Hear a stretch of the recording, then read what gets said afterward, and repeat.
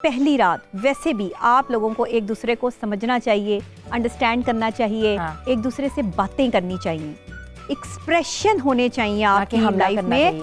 Yes, ना कि आप जो है वो एक दूसरे को हक जताएं एक दूसरे पे, मतलब उसी टाइम ना आप सबको सब कुछ आज ही हो जाए। यहाँ हकूक़ की भी बात होती है, क्या मर्दों के हकूक़ और ख़वातीन के हकूक़ के बारे में आगाह किया जाता है? नहीं, बिल्कुल नहीं किया जाता, किया जाना चाहिए। प्री मैरिज काउंसलिंग में यही बात सिखाई जाती है कि एक शौहर के और एक बीवी के हकूक़ क्या हैं, दोनों को एक दूसरे के साथ जो ज़िंदगी गुजारनी है उसमें ये दो ख़ानदानों का रिश्ता है, दो लोगों का रिश्ता नहीं है। ख़ास तौर पे आपके पाकिस्तान में, बड़े सगीर पाको हिंद में ये ख़ानदानों का रिश्ता है। जहाँ आप इस्लाम की बात करें वहाँ ख़ानदान आता है दरमियान में।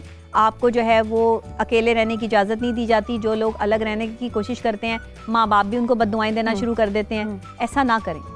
देखिए, इस्लाम इजाज़त देता है कि इस्लाम ने किसी को इंडोज नहीं किया किसी पर कि जी ससुर का, सास का, रिश्तेदारों का एक औरत पे फ़र्ज़ है कि सब कुछ उन्होंने काम करना है। अगर वो अपनी खुशी से कर रही है, आपकी इज्जत कर रही है, तो आप इसको बड़ापन माने उसका कि उसकी तरबियत है। ये नहीं कर रही तो आप समझें कि उसकी तरबियत नहीं है। लेकिन इस बात को मामला बना के इस पर लड़ाई करना, केस बनाना और इसको जो है वो बहुत बड़ा जो इशू बना के उस पर झगड़े क्रिएट करना, ये अच्छी बात नहीं है जो हमारे माशरे में हो रहा है। मुझे ये भी बताएं कि नॉर्मली हमने देखा है कि जिस तरह ब्राइट ट्रॉमाज होते हैं, उन ट्रॉमा में घबराहट एक ट्रॉमा है, जी, एंजाइटी एक ट्रॉमा है, और इवन के हालत मखसूसा में चली जाती हैं ख़वातीन, जी, पता भी नहीं होता, जी, पता भी नहीं होता, और उसके ऊपर बड़े से रिएक्शंस आए जाते हैं। सास का अलग रिएक्शन होता है, मियाँ का मूड ऑफ होता है, कुछ उसके बारे में मुझे बताएं। देखिए, लड़कियों को ध्यान रखना चाहिए कि उनके जो मखसूस अयाम हैं उसका ख्याल करें, डेट्स याद रखें। पता होना चाहिए उनको कि जो उनकी शादी की डेट्स हैं वो उनसे टोटली डिफरेंट होनी चाहिए। ऐसा भी नहीं है कि एक औरत जो है उसको ये ना पता हो कि उसके मखसूस अयाम जो है वो कब शुरू होने हैं। ये तो एक नॉर्मल बात है। इस चीज़ का अंदाज़ा जो है वो लड़कियों को होना चाहिए। जो नहीं इस तरह से करती हैं या वो कहती हैं कि अचानक से हमारे साथ ऐसे हो गया, तो उस वक्त शौहर को और उसके घर वालों को उसकी इस प्रॉब्लम को अंडरस्टैंड करना चाहिए।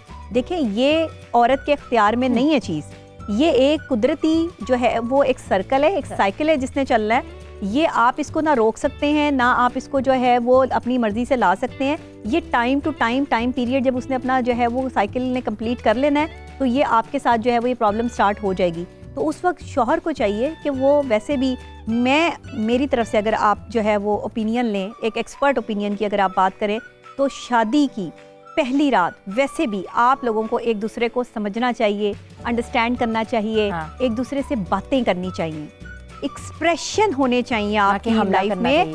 यस, ना कि आप जो है वो एक दूसरे को हक जताएं एक दूसरे पे, मतलब उसी टाइम ना आप सबको सब कुछ आज ही हो जाए, सब कुछ आज ही हो जाए, पूरी जिंदगी पड़ी है।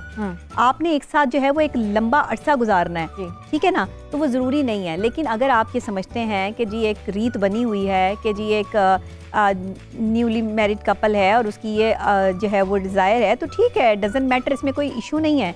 बट एक दूसरे को समझने का मौका दो। हर जगह मैं यही कहती हूँ कि एक दूसरे को समझो। बिल्कुल।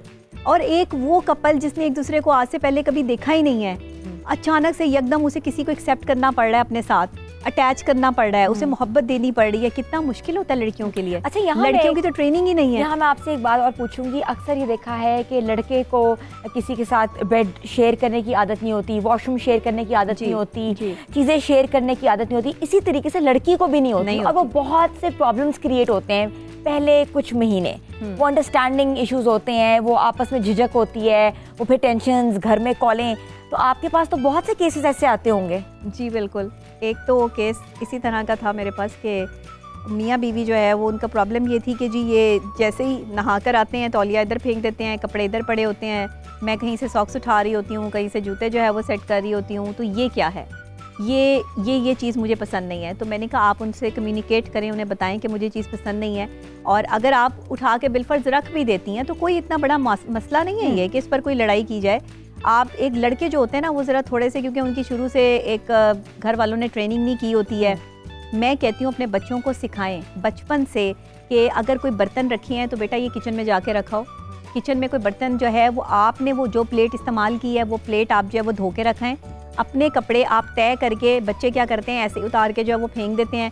आप उन बच्चों को कहें कि वो कपड़े अपने तय करके जो है वो साइड पर रखें। उन्हें नहीं आते तो उन्हें सिखाएं ये वो ट्रेनिंग है जो माँ बाप ने बचपन से देनी थी तो बड़े होके आनी थी। आज आपका पाकिस्तान के तो खास तौर पे माशाल्लाह लड़के नवाब हैं, बिल्कुल ऐसे और वो नवाब लड़के जो हैं वो यही करते हैं। आप किसी जो है वो कहते हैं ना, इनको क्या कहते हैं, छड़े कहते हैं कि जी ये अकेले रहते हैं, तो जरा उनके कमरे जाके देखें आप, उनके कपड़े इधर बिखरे पड़े होंगे, उनके शैम्पू खुले पड़े होंगे, उनका जो है वो मतलब बुरा हाल हुआ होगा एक कमरे का। जबकि अगर ट्रेनिंग इस तरह से बचपन से लड़कों की जाए, आई थिंक कि उनमें डिसीजन पावर बहुत स्ट्रांग होती है और वो इंडिपेंडेंट जल्दी हो जाते हैं।